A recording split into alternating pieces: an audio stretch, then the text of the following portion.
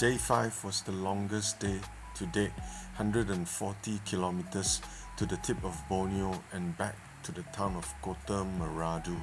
I left early from the Bavangasso. Something interesting happened in our overnight stay. I left some food on the bike on the way in and it was gone.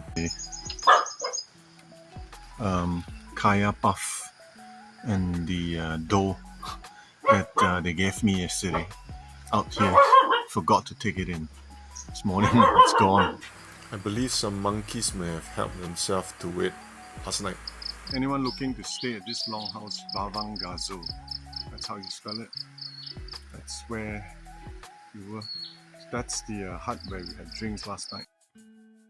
My unit longhouse is behind. The locals one is where they stayed, is just here. And there are community houses, individual, just all over the hill, around the hill.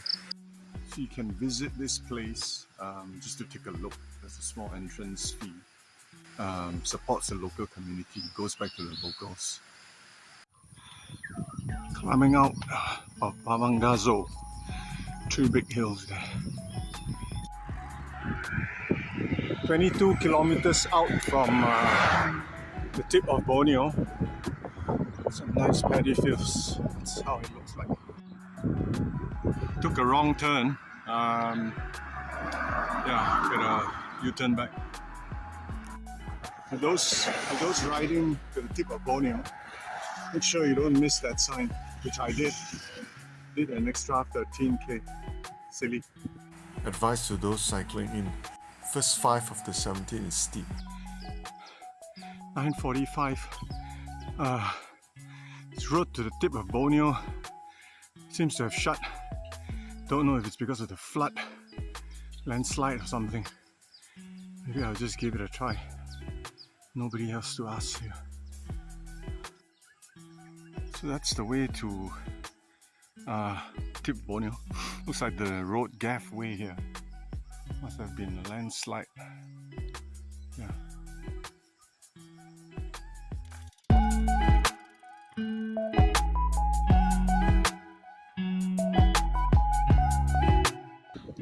It's probably the last most northern tip of Borneo.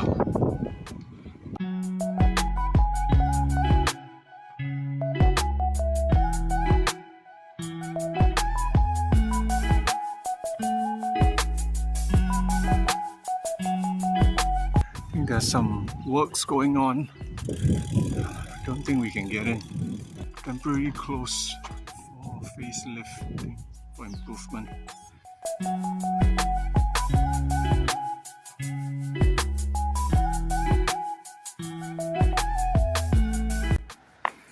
Unfortunately, it's close to renovation. Can't ride the bike up here, but that's the northern tip.